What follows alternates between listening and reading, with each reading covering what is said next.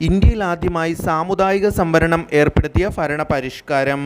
Options: Montagu Chelmsford, Minto Morley, government of India act, Indian council. അപ്പോൾ answer വരുന്നത് Minto Morley ഭരണപരിഷ്കാരമാണ്. അതായത് ഇന്ത്യയിൽ ആദ്യമായി സാമുദായിക സംവരണം ഏർപ്പെടുത്തിയ ഭരണപരിഷ്കാരം മിൻറ്റോ മോർലി ഭരണപരിഷ്കാരം. 1909 പാസ്സാക്കിയ ഇന്ത്യൻ കൗൺസിൽ ആക്റ്റാണ് മിൻറ്റോ മോർലി ഭരണപരിഷ്കാരം. അപ്പോൾ 1909 പാസ്സാക്കിയ ഇന്ത്യൻ കൗൺസിൽ ആക്റ്റാണ് മിൻറ്റോ മോർലി ഭരണപരിഷ്കാരം എന്നറിയപ്പെടുന്നത്. ഈ നിയമം വഴി വൈസ്രോയിയുടെ എക്സിക്യൂട്ടീവ് കൗൺസിലിൽ ഒരു ഇന്ത്യക്കാരനെയും ഇന്ത്യൻ കൗൺസിലിൽ 2 ഇന്ത്യക്കാരെയും നിയമിക്കപ്പെട്ടു. അപ്പോൾ 1909 മിൻറ്റോ മോർലി. ഇതുവഴി അല്ലെങ്കിൽ ഈ നിയമം വഴി വൈസ്രോയിയുടെ എക്സിക്യൂട്ടീവ് കൗൺസിലിൽ ഒരു ഇന്ത്യക്കാരനെയും ഇന്ത്യൻ കൗൺസിലിൽ 2 പേരെയും നിയമിക്കപ്പെട്ടു.